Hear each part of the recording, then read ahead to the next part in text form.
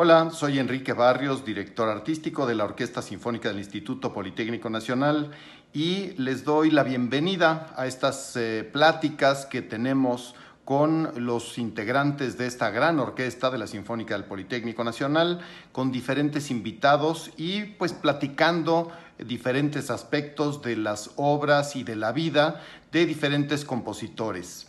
En esta ocasión estaremos hablando del gran compositor ruso Piotr Ilich Tchaikovsky y le doy la bienvenida a nuestros invitados, a los participantes en esta ocasión, que son nuestra concertino Consuelo Aquino y el maestro Ludwig Carrasco, actual director de la Orquesta de Cámara de Bellas Artes. Ojalá disfruten de esta plática. Muchas gracias.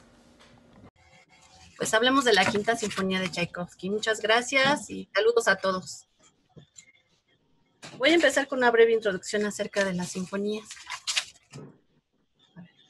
La belleza de la música sinfónica. Muchos consideran a la sinfonía como la forma máxima de la música de concierto, la más compleja y elaborada, pero también la más completa y perfecta, perdón. Y el repertorio contiene sinfonías memorables, las que han llegado a hacerse entrañables por diversas razones. Algunas son memorables por su contenido poético y literario y explícito, como la novena de Beethoven, cuyo movimiento final está hecho sobre la bellísima Oda a la Alegría del gran poeta Friedrich Schiller y expresa sentimientos humanos de la mayor hondura. Otras son memorables por ser programáticas, sinfonías que cuentan una historia con música con el objetivo de evocar ideas e imágenes en la mente del oyente, como la Sinfonía Fantástica de Héctor Berlioz, que narra detalladamente las penas de amor de un artista junto a una vista de un aquelarre demoníaco y su propio funeral. Algunas más son célebres por sus enormes proporciones, como ocurre con la Octava Sinfonía de Gustav Mahler, conocida como la Sinfonía de los 1000, la que en su estreno realmente requirió de 1029 personas entre orquesta y coro, durante 1 hora y media aproximadamente, con el propio Mahler dirigiendo. Y también hay sinfonías que son célebres por las circunstancias que rodearon su composición y estreno. Este es el caso, por ejemplo, de la Séptima Sinfonía de Dmitri Shostakovich, conocida con el sobrenombre de Leningrado, que fue como se llamó la ciudad de San Petersburgo durante la era soviética. La Sinfonía de Leningrado se compuso mientras Shostakovich y los habitantes de Leningrado se hallaban sitiados por las fuerzas nazis, que trataban de liquidar a la población por inanición. Fue una obra compuesta entre hambre, incendios, bombardeos y desolación, y la partitura tuvo que pasarse por las líneas enemigas oculta en un microfilm. Pero vayamos a nuestro autor y a nuestra sinfonía, la Quinta Sinfonía de Tchaikovsky. Tchaikovsky nació en San Petersburgo en 1840 y murió en 1893. De entrada, Tchaikovsky es sin lugar a dudas uno de los compositores más gustados y conocidos de todos los tiempos, célebre sobre todo por su extraordinario genio melódico, que lo ha convertido en uno de los favoritos del público. Fue un autor de melodías inolvidables. Es muy probable que Tchaikovsky comparta, junto con Mozart y Beethoven, el honor de ser entre los compositores cuyas melodías son más reconocidas por todos. ¿Quién no identifica los temas principales del Lago de los Cisnes, el Cascanueces, sus conciertos para piano y para violín? Pero hablemos de Tchaikovsky y sus sinfonías. También fue un magnífico sinfonista. Compuso 6 extraordinarias sinfonías. De las 3 últimas se hallan más bien ubicadas en el repertorio de todas las orquestas de concierto y en el gusto de las audiencias. Y varias de las sinfonías de Tchaikovsky son notables no solo por su música, sino por otras circunstancias. Por ejemplo, en su segunda sinfonía, conocida como Pequeña Rusia, empleó con gran acierto algunas canciones populares de Ucrania, la Pequeña Rusia como se llamaba entonces, como temas principales.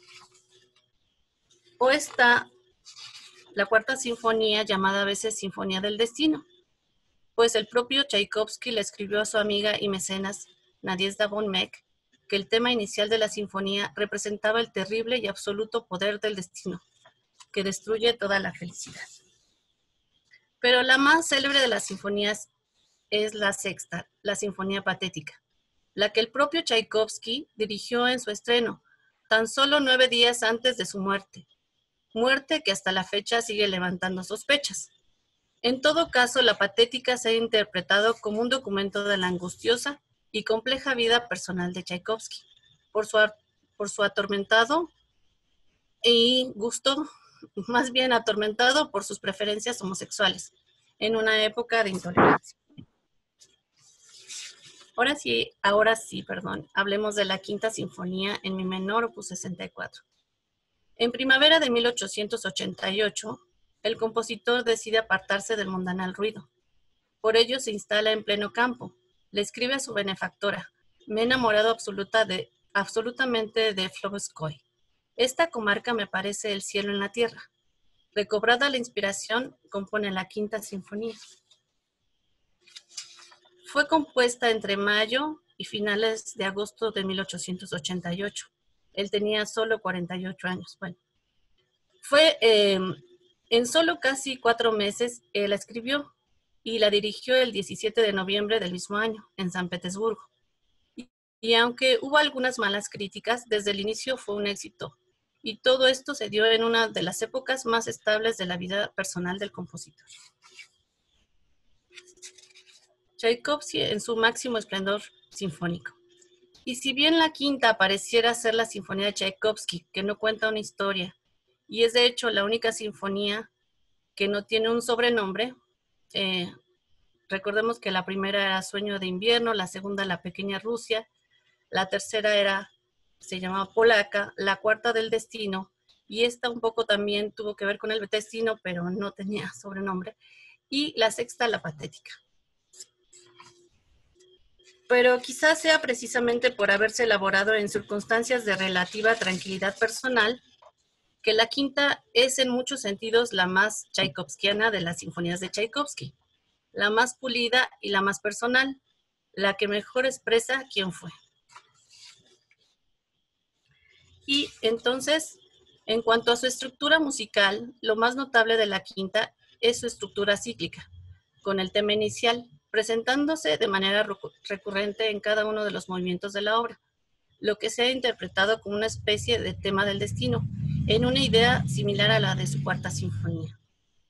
Y aquí está la casa donde vivió. El gran contraste, sin embargo, es que a diferencia del final de la cuarta, la quinta constituye de una manera decidida, más bien concluye de una manera decidida, contundente y categórica. Un poco como si el terrible destino del tema recurrente hubiera sido finalmente superado, pero parece ser falsa ilusión, despejándose en la sexta sinfonía. Bueno, y para esta sinfonía había preparado un video, pero no me quiero llevar tanto. Así es que voy a entrar directamente en los movimientos, brevemente. El primer movimiento, Andante alegro con ánima. Tchaikovsky nos dejó algunas anotaciones. En la introducción escribió: total resignación frente al destino. Es una introducción melancólica en donde sobresale la hermosa y dolorosa melodía de los clarinetes, seguido con un alegro con ánima. Escribió: murmullos, dudas, lamentos y de nuevo reproches y vergüenza por el pasado, con un enérgico tema que se va repitiendo en carácter de marcha, vaivenes de pasión y luego calma en una hermosa y tierna melodía en donde resaltan los violines.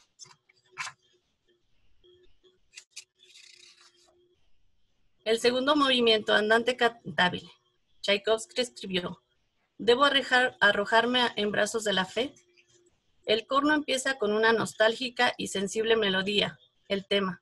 Después aparece el tema del destino con las cuerdas. Termina con el primer tema en un gran clímax lleno de sentimientos encontrados. Dicen que este segundo movimiento fue tomado de la sinfonía de Joachim Raff, llamada Tiempo de Otoño. Vamos con el tercer movimiento. Tchaikovsky escribió un elegante vals en este movimiento. Yo no estoy escribiendo estas flechitas. Bueno. Maestra Consuelo, ¿puede aceptar a los compañeros? Es que como pusimos su video, solamente usted los puede aceptar. Por Ok, favor. sí. ¿Cómo le pongo? Admito. Ya. Ya. Bueno, continúo. Tercer movimiento, Tchaikovsky escribió un elegante vals y en este movimiento es en donde empiezan los violines y se van agregando diferentes instrumentos de viento. Después viene un trío con los violines tocando brillantes escalas y termina con el tema del destino tocado por el clarinete y el fagot. Ok, déjame aceptar a más. Ya, perdón.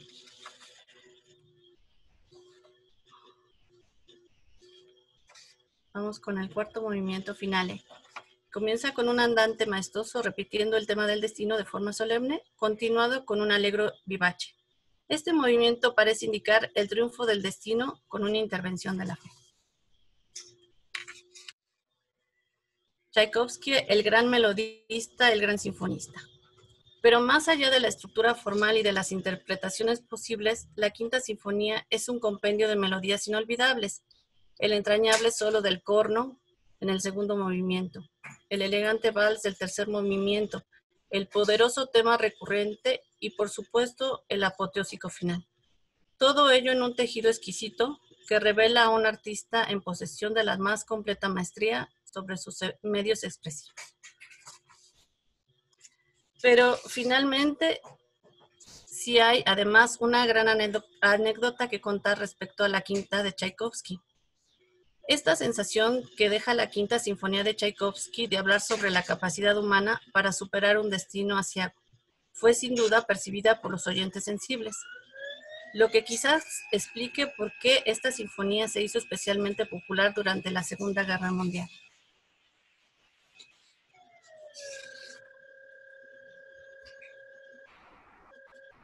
Pero fue la noche del 20 de octubre de 1941 cuando la quinta de Tchaikovsky mostró todo su poder.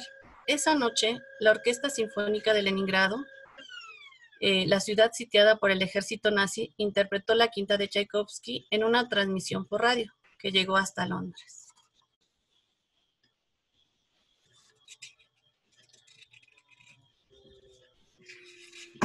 Y al inicio del segundo movimiento, el sorprendido y aterrado auditorio pudo escuchar las bombas explotando en las cercanías del teatro. La orquesta, sin embargo, no se detuvo ni un solo momento y siguió tocando hasta la nota final. En palabras de una de las sobrevivientes al sitio de Leningrado y al terrible bombardeo de aquella noche de concierto, dijo: por un lado quería llorar, pero al mismo tiempo había un sentimiento de orgullo. Maldita sea, tenemos una orquesta. Estamos en la filarmónica, así que ustedes los alemanes quédense donde están. Estábamos rodeados de alemanes, nos estaban bombardeando, pero había una sensación de superioridad. Olga. Y bueno, para concluir, ¿qué otra cosa se puede decir de una sinfonía que además de ser bella y atractiva, tiene el poder de hacernos sentir que somos capaces de superar cualquier adversidad? Quizá este haya sido, sin proponérselo, el mayor homenaje inimaginable al genio artístico de Tchaikovsky, el mayor reconocimiento a su quinta sinfonía y una de las mejores muestras inimaginables del poder de la música. Gracias por su atención.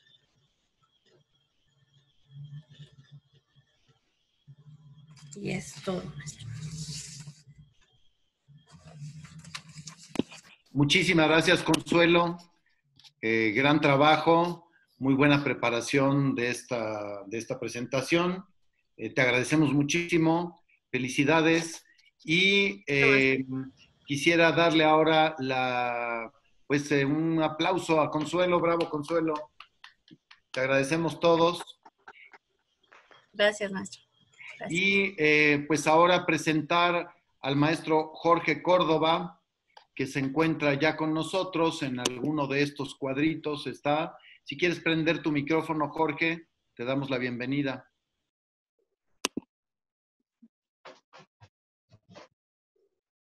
Hola, Enrique. Hola Jorge, aquí estás ya. Pues si ponemos todos a la vista del hablante, entonces veremos al maestro Jorge Córdoba. Y pues muchísimas gracias por aceptar esta invitación, Jorge. Están aquí una buena cantidad de integrantes de la Sinfónica del Politécnico Nacional, agradeciéndote pues tu participación y pues dejo la palabra en tu micrófono. Nada más, coméntame cuánto tiempo tengo para platicar algo, una temática, alguna idea en específico, porque estaba en otra reunión también, terminando de, porque hoy se cierra el concurso de coros, ya se encontró los ganadores, afortunadamente, y estábamos precisamente en la junta ya para inaugurar el día 9, el festival del 9 al 13. Muy bien. Pues muchísimas gracias por compartir esta información. Y pues lo que tú quieras, alrededor de unos 10 minutos. Pues mira, nada más me gustaría establecer una referencia que he estado trabajando ahora con varios directores que les he estado dando algún curso. Va a parecer que estoy fuera de la idea de lo que están hablando, pero no, a mí me interesa mucho siempre hablar del contenido musical de una obra. Cuando uno está escuchando Tchaikovsky, te das cuenta que había un conocimiento muy, muy profundo de la armonía y del planteamiento de lo que viene siendo la forma de sonata cíclica. Los que han escuchado a César Franck en la sonata para violín y piano, se dan cuenta que había una sabiduría maravillosa en César Franck. Y platicando con Adrián Justus, excelente violinista que muchos conocen, estamos planeando hacer un análisis directamente de compositor a intérprete, porque siempre me pongo a pensar que el intérprete es el elemento más importante de la música, de verdad, y con la dinámica de trabajo que se va llevando, a veces no tienen oportunidad de profundizar en el análisis de una obra. Lo que trabaja Tchaikovsky es una serie de planteamientos móviles. Trabaja acordes pivotes. Acordes pivote, por ejemplo, viene siendo un acorde aumentado. Que el acorde aumentado, al tener la misma construcción de terceras mayores, pareciera que no tiene inversión auditiva. Pero al hacer una inversión auditiva en armónica, te pivotea a otra tonalidad. Mira, acá tengo mi piano. Y en algún momento en que está trabajando en la cuarta sinfonía de Tchaikovsky, hace esas partes.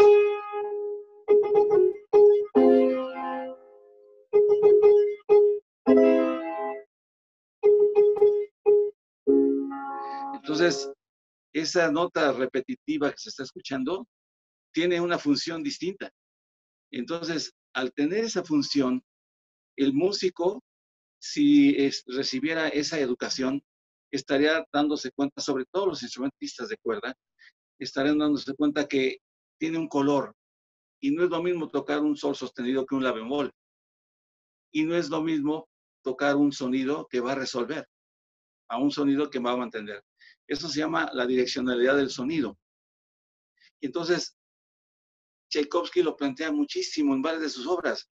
Eso es parte de un estilo directo en el que el conocimiento traducido a sentimiento se rebasa con la intuición. Entonces es un planteamiento que siempre me gusta platicar porque aunque el acorde aumentado tiene una posición y tiene inversiones escritas, no tiene inversión auditiva. No es lo mismo que yo estuviera planteando esta resolución y me voy a la menor. Y al estar haciendo la inversión, esto me va a estar estableciendo la nota baja como sensible. Entonces se da uno cuenta que el acorde aumentado es un acorde pivote que permitió a muchos compositores románticos, y uno de los ejemplos más fuertes es Wagner. En el preludio de Lohengrin recuerdo que lo estuve analizando, estaba trabajando y al finalizar, al llegar a la barra final, las lágrimas surgieron naturalmente de darme cuenta la sabiduría y la sensibilidad convertida en música y la música al servicio del sentimiento. Que muchas personas, cuando les digo, les hablo de Tchaikovsky, dicen, es que es muy cursi. Digo, pero ¿qué estás diciendo? O sea, el término cursi es cuando hay una pobreza de contexto. Y el contexto de Tchaikovsky es tan fuerte que a él mismo lo rebasaba. Cuando escucha uno la Sexta Sinfonía, te das cuenta que hay una sabiduría no solo del manejo de los sentimientos.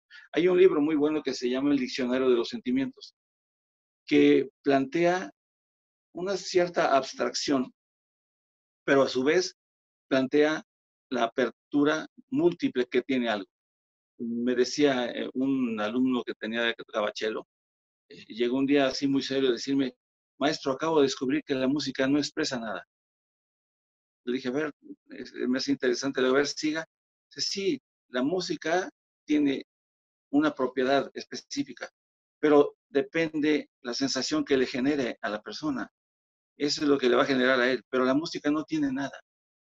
Y entonces eso me hizo acordar de Jaime Sabines cuando dijo una cosa no tan brillante como las que decía, que dijo, si la pintura expresa pintura, la poesía expresa poesía, la danza, danza, dice, ya sé por qué no me gusta la música de Stravinsky. Y yo dije, sonso, lo que dijo Stravinsky es que la música expresa música. Y es la verdad, o sea, cuando nosotros estamos tocando para los músicos, que me perdone el público, al momento que estoy escuchando una sonata y cómo hay en la exposición un desarrollo de los temas que presentó al principio, yo no puedo evitar sonreír en el concierto. Se me hace maravilloso ser cómplice del compositor. Y al darme cuenta de lo que está haciendo Tchaikovsky con estos acordes pivote, el otro acorde pivote que utiliza mucho es el acorde de séptima disminuida. Al tener el séptimo grado, estoy trabajando terceras menores nada más. Y al hacer la inversión, me está dando una tensión. Pero hacia dónde la resuelve el compositor, hacia donde él desea llevar a la gente. Si estoy estableciendo esto, pero si hago esto, ya me fui de do menor a mi bemol menor. Sorpresa, ¿no? ¿Cuántas veces oímos ese acorde en Tchaikovsky? Y al estar haciendo, me regreso a la nota inicial. Eso es lo que me encanta de Tchaikovsky. El plantear eso, pero me causa duda, me causa inquietud el saber que los grandes músicos que están tocando no se les ha hecho cómplices de esto. Que cuando estén tocando una nota, a esa nota le estén poniendo el color de sensible, o le estén poniendo el color de cuarta suspendida, o le estén poniendo la tercera de la dominante artificial que va a llevar a otro acorde.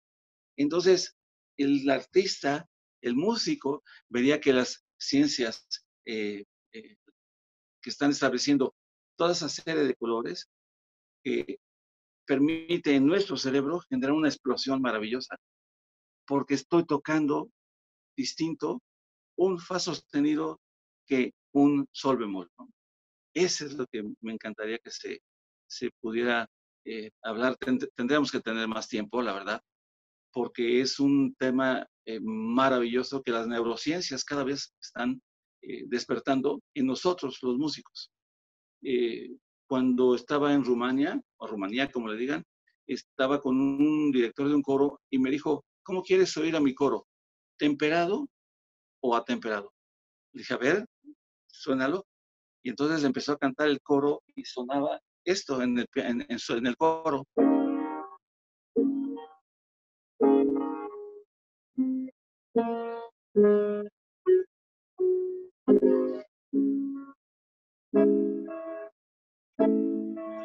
Yo sé que bárbaro, realmente está sonando, pero sonaba duro su coro, sonaba duro.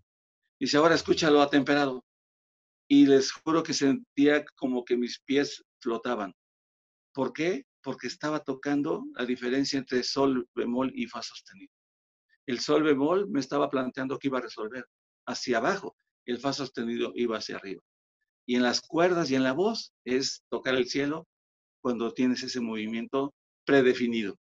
O sea, la direccionalidad del sonido es lo que nos va dando el tocar una serie de recursos que el compositor lo planteó y el intérprete, cuando le dan oportunidad de hacerse cómplice de esto, sacude el alma del público. No hay otra. El público a veces aplaude, pero no sabe por qué. Es por la sabiduría que tiene la obra contenida y que los maestros intérpretes, que son los que hacen la música, y llegan a tener esa información, a veces está directamente espiritual manifestada. Pero cuando hay intérpretes que tuvieron más oportunidad, tuvieron inquietud de meterse al análisis de la obra, se dan cuenta que uno es cómplice del compositor. Ya está hablando uno de tú a tú, con todo respeto, pero dices, ya te descubrí, ya sé qué hiciste. Y entonces cuando están tocando, el que más la disfruta es el intérprete. Es una maravilla ser intérprete de instrumento de cuerda, el trombón, por ejemplo, la voz, porque tiene la posibilidad de la microtonalidad y tiene la posibilidad de resolver hacia donde el sonido nos está planteando. Ahorita que estamos entre músicos, me encanta un tema cuando les pregunté a algunos colegas que me hicieran una definición que es una disonancia. Y había muchas muy divertidas, otras muy interesantes. Unos me decían, bueno, pues es algo que te molesta, ¿no? Esa es una disonancia. Digo, entonces, pobre Bach, lo vas a crucificar porque Bach está lleno de disonancias. Wagner está lleno de disonancias. Todos los compositores manejan la disonancia. ¿Pero qué es una disonancia? Les decía. Y nadie me contestaba. Decían, es que en el jazz se utilizan muchas disonancias. Digo, pues sí, se utilizan en todas partes. ¿Pero qué es? Ese es el punto. ¿Qué es? Acercarnos a encontrar ese momento de tensión. ¿Qué es? Y entonces me acordé de un alumno. ¿Todavía tengo tiempo, Enrique? ¿Usted me dices? Porque ya. ¿Sí? Sí, ya nos va a cortar pronto, nos quedan unos minutos, pero tú concluye como quieras. Ok, nada más para cerrar esto de la disonancia. Un alumno me decía con una obra de Thomas Morley, que dice April is in my mistress face, me dijo, maestro, ¿cómo analizo la obra? ¿Tonal o modalmente? Le dije, mira, hasta donde sé, no existe un libro de armonía modal. No existe. Lo que trabajan los jazzistas es una serie de recursos para improvisar. Trabajan los modos, trabajan las distintas escalas que pueden haber, pero no existe un libro de armonía modal. No existe. Existe armonía tonal, pero armonía modal no existe. Sin embargo, si te sirve analizar la obra con unas referencias modales, pues adelante, si no, apóyate en la parte tonal y adelante, ¿no?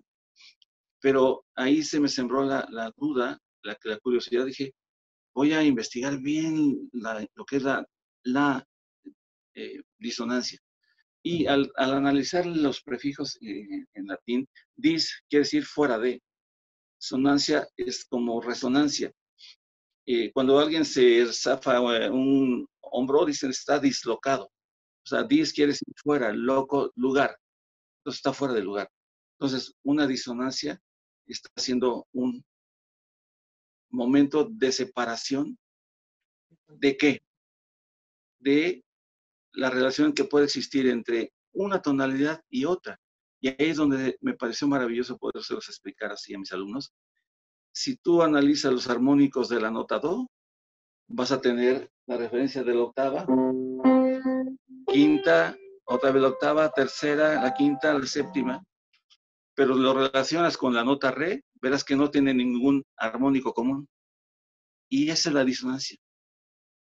Al yo estar estableciendo mi relación de do sol, tengo armónicos comunes, por eso es una consonancia. Entonces, la disonancia nos está planteando una direccionalidad del sonido. Y entonces, al ver el análisis homofónico de los acordes, se da uno cuenta inmediatamente si es un acorde oscuro o un acorde claro. a un acorde de transición, a un acorde que está permitiendo enarmonizar el siguiente pasaje. Por eso es que algunos directores que he visto dirigir, algunos sí están dirigiendo el lenguaje de la música. Y cuando me decían algunos alumnos, pero no tenemos que practicar la técnica de la batuta, está bien, les digo, pero la partitura te dice todo. Te dice todo. ¿Qué tipo de cadencia es lo que está marcando? ¿Qué tipo de resolución está marcando? Y esto lo vas a hacer tú al analizar la partitura. Si te está diciendo que viene una cadencia rota y no sabes qué voz se va a duplicar, ¿qué le vas a corregir a los músicos? ¿Qué les vas a decir? ¿Tócale con más fuerza o tócale como si estuviera sufriendo? No, ahí es donde hablamos de músico a músico. Le dices, cuidado con tu nota do, porque está siendo la tercera del siguiente acorde. Entonces, al estar tocando esto, ese do ya tuvo otra resolución. Al estar,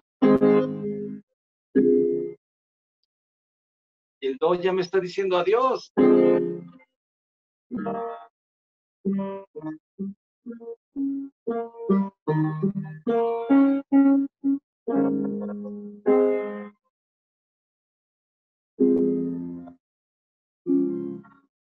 ¿Sí?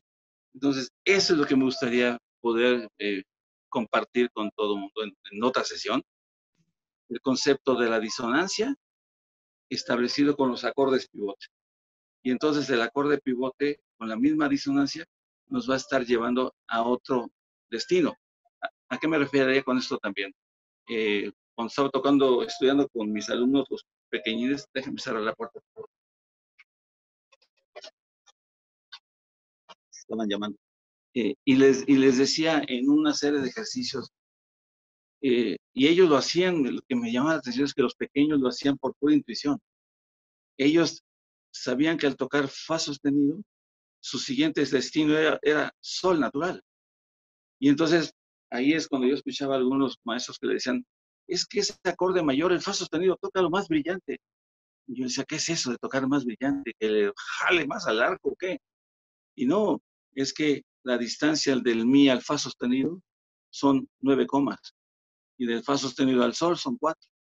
Pero si estuviera tocando mi sol bemol, el sol bemol me está planteando que va a llevarse al fa como dirección de las 4 comas que hay entre sol, bemol y fa. Y eso con los instrumentos de cuerda es maravilloso. Cuando lo logran hacer, estoy casi seguro que todos los que tocan cuerda me van a decir que no es lo mismo do sostenido que re bemol. ¿Por qué? Porque a donde va el sonido es a donde voy a colocar mi posición en el violín. Igual en el trombón, igual en las voces. Muy buenas tardes. Antes que nada, quisiera agradecer al maestro Enrique Barrios por la invitación a participar en esta serie de charlas que están sosteniendo sobre las sinfonías de Tchaikovsky. Y hoy tengo el gran gusto de hablar de una de mis obras favoritas, como lo es la Cuarta Sinfonía. Pocos compositores tienen el grado de éxito y popularidad con el público como Tchaikovsky. A pesar de ello, es curioso y hasta sorprendente que hay una gran falta de estudios académicos para entender y analizar su música. Por estudios académicos me refiero a publicaciones especializadas como libros, artículos e incluso tesis, en especial de sus sinfonías. Y la Sinfonía número 4 no es ninguna excepción. Como suele suceder con obras tan famosas y que son parte del repertorio habitual de las orquestas, muchas veces hay cosas sorprendentes que los compositores han integrado a sus piezas y que como resultado de tocarlas y escucharlas frecuentemente, han perdido su impacto en nosotros. Aunque podríamos hablar horas sobre esta maravillosa obra, en los pocos minutos que tengo, quisiera que exploráramos más bien un poco la historia que rodea esta obra y que creo que, como intérpretes, debemos de tener en cuenta cuando las presentamos al público para que ellos y también nosotros la disfrutemos como si fuese la primera vez. Dentro de la obra musical de Tchaikovsky, su repertorio sinfónico abarca casi 3/4 partes de todas sus composiciones. Esto muestra la importancia de este género para el compositor. Su repertorio con orquesta, además de los conciertos que también son muy famosos como el de violín y de piano, se incluyen 6 sinfonías, 11 óperas, 3 ballets y diferentes obras independientes. Y como bien saben, el estilo sinfónico de Tchaikovsky destaca por tener una gran expresividad en la melodía. Eso es algo que siempre debemos que tener en cuenta en las interpretaciones. La melodía es lo más importante, aunque también los otros componentes, ¿no? El acompañamiento, el color, pero la melodía siempre es algo fundamental en Tchaikovsky. Pero antes de adentrarnos en algunos detalles que creo que son interesantes, lo primero que hay que considerar es en dónde se encuentra la Cuarta Sinfonía. Obviamente viene después de otras tres, no me refiero a eso, sino a qué tipo de otras tres sinfonías. Tal vez conozcan la primera, llamada Sueños de Invierno, que es una obra hermosa, o la segunda, conocida como La Pequeña Rusia, la cual debe su nombre a que usa melodías tradicionales de lo que ahora es Ucrania. La tercera, que es la menos conocida, lleva el sobrenombre de Polaca y se programa muy poco. En estas tres sinfonías, Tchaikovsky es muy cuidadoso en cumplir con todos los requisitos académicos que se esperan dentro de la tradición germana, como por ejemplo la claridad de los temas y su estructura, así como el desarrollo motívico adecuado. Pero en la sinfonía número 4 es donde finalmente Tchaikovsky se quita esa camisa de fuerza, por llamarlo de alguna manera, y construye una obra que transmite el contenido emocional, además de que tiene algunas ideas extra musicales como hilo conductor. Pero como decía antes, para entender esta obra creo que conviene adentrarnos un poco en el contexto sociocultural en la que fue creada. Muchos compositores a lo largo de la historia tuvieron algún momento crítico en sus vidas que dejó una marca profunda y decisiva en su producción musical. Por ejemplo, para Beethoven fue en 1802, cuando con la creciente sordera tuvo tal impacto esta situación de su salud que le afectó profundamente en su estabilidad emocional y esto se reflejó también en sus composiciones. Para Wagner fue el año de 1848, cuando en la Revolución de Dresde lo hizo replantearse en sus pensamientos e inclinaciones políticas. Para Tchaikovsky, más que un solo evento, fue una conjunción de factores. Como ya mencioné, el modelo alemán o de música alemana o de música sinfónica alemana, más bien dicho, imperaba en la música, pero ese acercamiento racional y con reglas muy marcadas estaba cambiando. Y muchos de los compositores del siglo XIX empezaron a hacer de la transmisión del sentimiento individual uno de sus objetivos principales. Asimismo, contar una historia o un programa por medio de la música era algo que cada vez más y más compositores integraban en sus composiciones. Con todo ello, se abría un camino para que las obras sinfónicas fueran más autobiográficas, donde se incorporara la experiencia subjetiva de cada uno de ellos. Hacemos un poco de memoria, incluso compositores como Beethoven, ¿no? Que no siempre relacionamos con música programática. Podríamos encontrar, por ejemplo, su Sinfonía Heroica, que lleva cierto componente autobiográfico. Ya no se diga, por ejemplo, la Sinfonía Fantástica de Berlioz. Pero todavía no era lo común en el momento en que la Sinfonía número 4 de Tchaikovsky fue creada.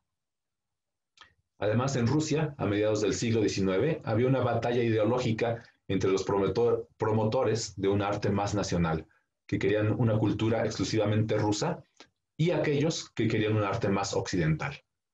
Los compositores, obviamente, no escaparon a estas ideas, y hubo aquellos que exploraron con una música más autóctona, a diferencia de una música más académica de influencia europea. Entre los que apoyaban la música más nacional, más rusa, estaba el grupo de los 5, que incluía a Mussorgsky y a Rimsky-Korsakov. Dentro de toda esta pelea, o dentro de todo este debate, más bien dicho, había también una lucha social de clases, porque la música europea se identificaba más con la aristocracia y la música popular, o que tenía una extracción más cercana a la tradición, era un elemento característico del resto del pueblo. Entonces había esta batalla o esta manera de ver la música según la clase social. Para Tchaikovsky, que se graduó en el Conservatorio de San Petersburgo y que tenía una amistad con los integrantes del grupo de los 5, su momento era un momento crítico, un momento crucial, y aunque su enfoque era más académico, del corte más influenciado por la música europea, llegó a compaginar los detalles o los ideales de ambas corrientes. Esto es muy importante tenerlo en cuenta porque esta cuarta sinfonía es la que más, o la primera más bien dicho, en la cual se hizo uso de esta perfección, de este equilibrio entre ambas corrientes. Ahora también hay que considerar los aspectos personales donde Tchaikovsky estaba componiendo esta obra. Las relaciones sociales de Tchaikovsky eran bastante complicadas. En los años de 1877 y 1878 hubo eventos muy dramáticos en su vida cuando entabló relaciones muy distintas con dos mujeres. Cuando tenía 37 años, comenzó una relación de 14 con Madame Nadezhda von Meck, que aunque nunca se conocieron en persona, ella fue un mecenas muy importante en la vida de Tchaikovsky. Se conocían únicamente por cartas, nunca quisieron o nunca tuvieron la oportunidad de conocerse en persona, y esta mujer, que tenía grandes beneficios, grandes recursos financieros, se propuso beneficiar a Tchaikovsky y hacerle una asignación mensual para que pudiera componer sin problemas, que no se distrajera en otras tareas y que pudiera componer. Todo esto fue resultado de una audición que tuvo ella oportunidad de presenciar, de una reducción al piano de La Tempestad de Tchaikovsky, y en ese momento decidió que ella quería ser la persona que beneficiara a Tchaikovsky y lo apoyara en su producción musical. Pero también en esa época, a mediados de 1877, y en un intento de esconder sus inclinaciones sexuales, Tchaikovsky aceptó la propuesta de una antigua estudiante que le había dicho que estaba locamente enamorada de él y que si no le correspondía temía atentar contra su propia vida. Todo esto es un poco sorprendente porque incluso un hermano de Tchaikovsky vivió públicamente con un amante gay suyo, y entonces no tendría que haber aceptado Tchaikovsky este trato de casarse para un poco guardar las apariencias, pero bueno, al final fue algo que aceptó. Sin embargo, la nueva esposa de Tchaikovsky no pudo aceptar estos términos platónicos, ¿no? Nada de relación realmente personal, ¿no? Únicamente de apariencia, que Tchaikovsky había manifestado desde el inicio, y ese matrimonio se fue, aunque fue muy breve, porque solo duró 9 semanas, ¿no?, de convivencia real, pues fue cada vez a peor, ¿no? En esas 9 semanas fue a tal grado que Tchaikovsky, ya en un estado anímico muy extremo, intentó suicidarse. Todo esto que he mencionado, pues tiene un reflejo en la sinfonía. No es sorprendente, ¿no? Porque es algo que los compositores, es conocido que su vida también afecta a sus composiciones, y bueno, lo podemos apreciar claramente en la Cuarta Sinfonía, donde el drama está presente incluso en los momentos en que parece estar más relajado y alegre.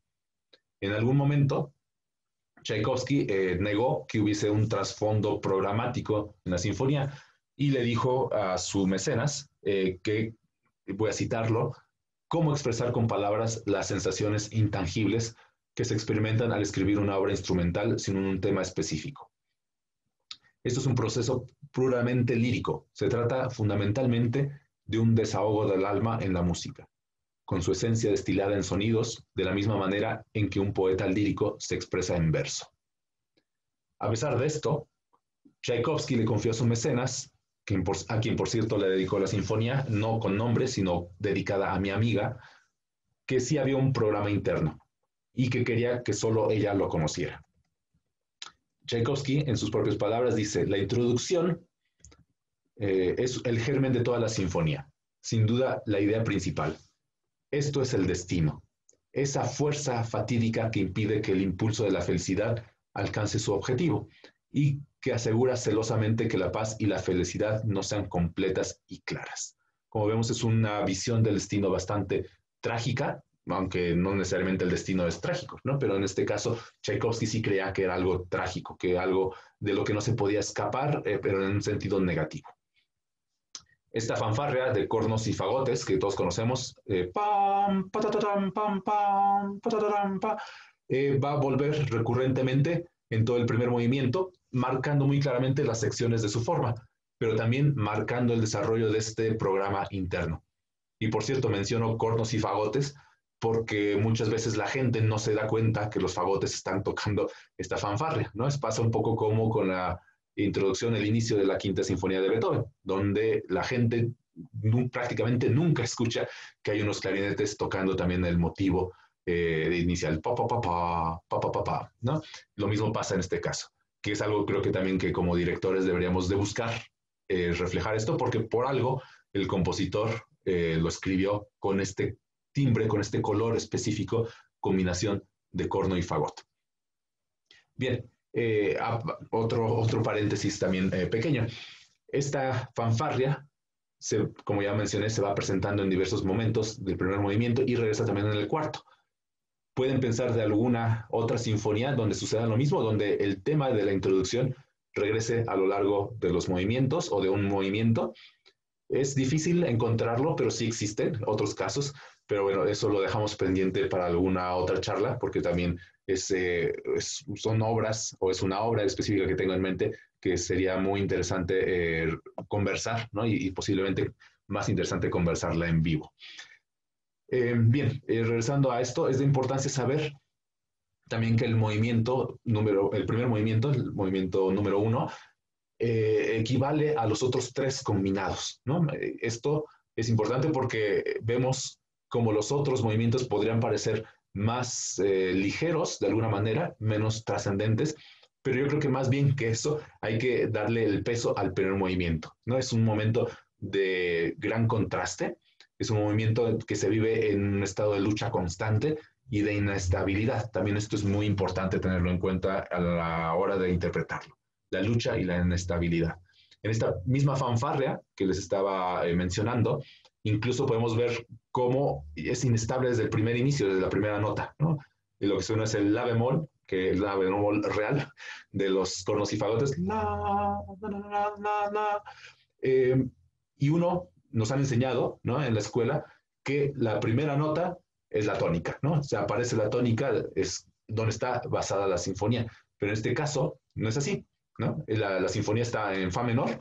Y entonces, ¿qué hace la sinfonía empezando en la bemol, ¿no? Sin un contexto previo, no sabemos que estamos escuchando algo en fa, sino pensamos, estamos en la, hasta que el tercer compás aparece ya claramente el fa, ¿no? Entonces, desde el inicio estamos en una incertidumbre, estamos viviendo una realidad que pensamos que es una cosa, pero en realidad es otra, ¿no? Y esto Tchaikovsky nos lo va a hacer durante todo el movimiento. Incluso la segunda sección, que es el primer tema del vals, un poco lúgubre,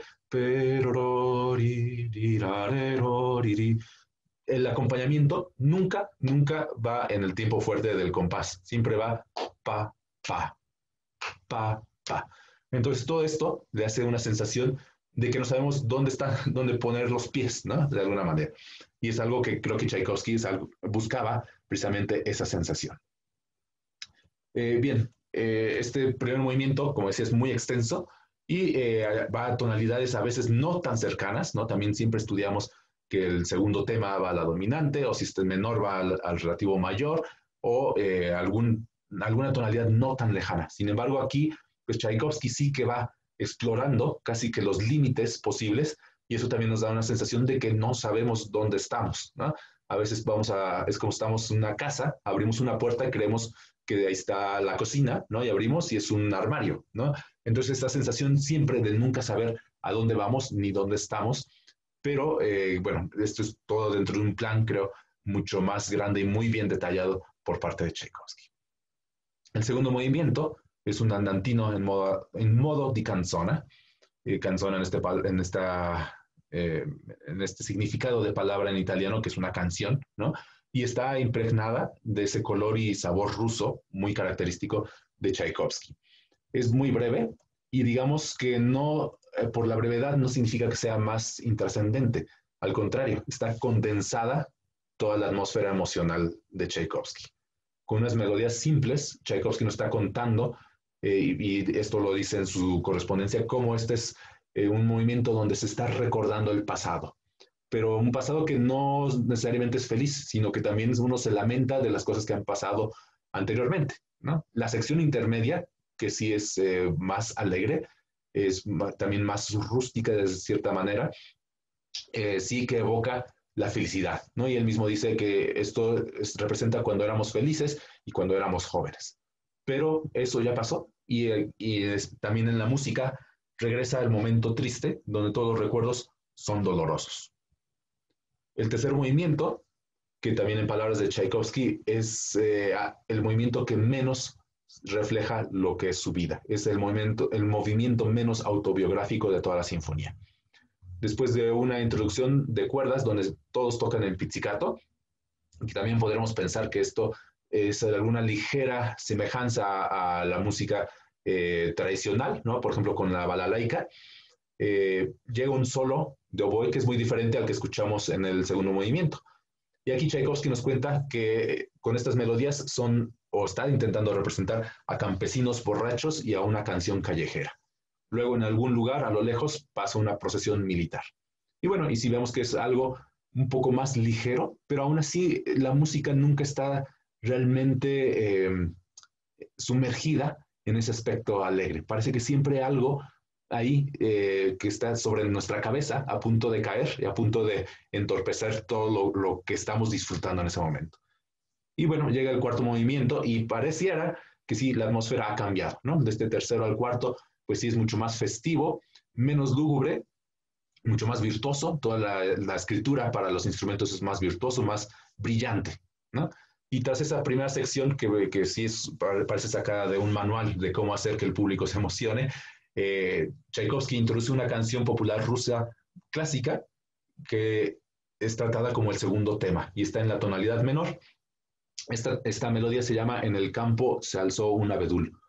Y creo que también es significativo lo que les mencionaba hace unos minutos, de cómo Tchaikovsky llegó a buscar ese equilibrio entre la música de corte académico y la música que proponían algunos compositores como Mussorgsky, Rimsky-Korsakov, que incluyera la música nacional, la música del pueblo, ¿no? Entonces seguramente para el público que reconocería esta melodía era muy significativo que un compositor que era considerado o etiquetado como pro-occidente, pues incorporara la música que ellos podían reconocer y que era de la tradición popular.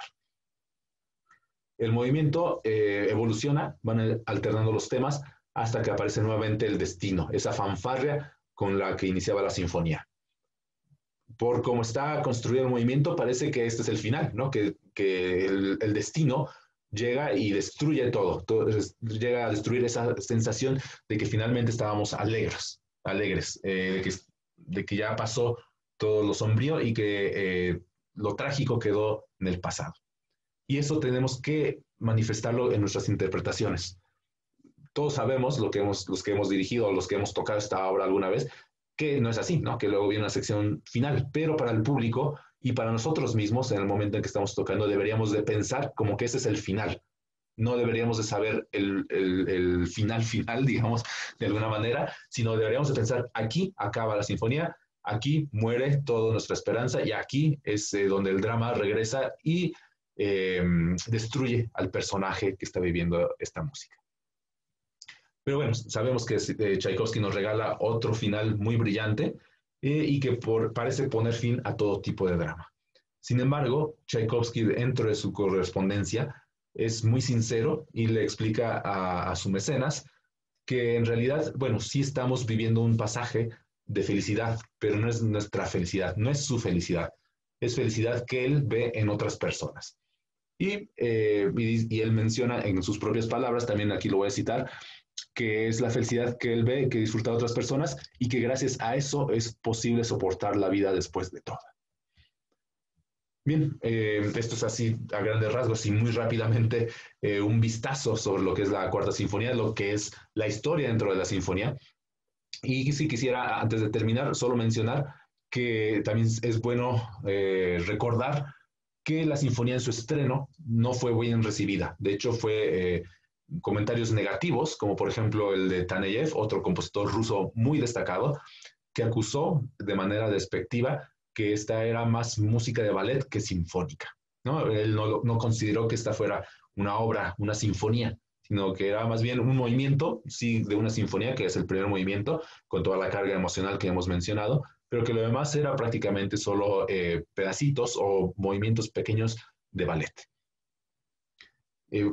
Por suerte, esa visión ha cambiado, ¿no? Y ahora es una de las obras más importantes del repertorio. Y bueno, y como hemos visto, hay una gran carga emocional en toda la obra y creo que muchas veces o en numerosas ocasiones se pasa por desapercibido en las interpretaciones. Algo que, como mencioné, puede tener su justificación, ya que es una obra que se toca muchas veces, que la hemos escuchado y que prácticamente año tras año las orquestas la programan, y que esto hace que se desgaste, ¿no? Pero creo que, como ya les mencioné, tenemos que ser muy cuidadosos como intérpretes, como músicos de la orquesta o como directores, de intentar volverle a presentar al público estas obras como si fuera la primera vez, como si fuera el estreno, como si nunca nadie la hubiera escuchado hasta ese momento, y nos sorprenda minuto tras minuto. Desde el inicio, Tchaikovsky está jugando y está manipulando nuestra percepción y nuestras expectativas.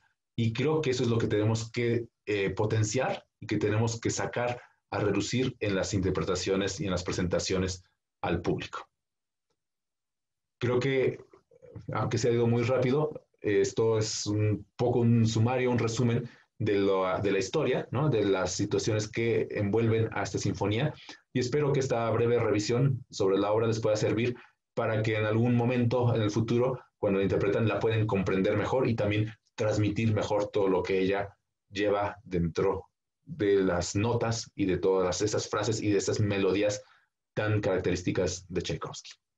Gracias por esta atención y espero volverlos a escuchar nuevamente a la Orquesta del Politécnico interpretar esta obra y las otras sinfonías de Tchaikovsky, y mejor si también son la 1, 2 y 3, que casi no se hacen, muy pronto.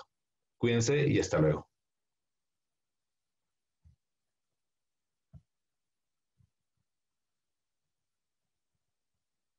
Transmitiremos el agradecimiento de todos nosotros al maestro Ludwig Carrasco. Qué buena presentación, qué buenos comentarios. Y pues mientras que no podemos estar juntos y tocar estas obras, es un alivio poder hablar de ellas y reflexionar alrededor de cómo fueron compuestas y de algunos detalles técnicos también. Maestras, maestros, pues agradecemos muchísimo su participación. Muchísimas gracias y muy buenas noches. Que sigan todas y todos ustedes muy bien de salud y todas las suyas y los suyos. Buenas noches. Buenas noches, maestros. Muchas gracias. Buenas noches. Buenas noches a todos. Buenas noches. Buenas noches. Buenas noches a todos. Buenas noches. Buenas noches. Un abrazo para todos.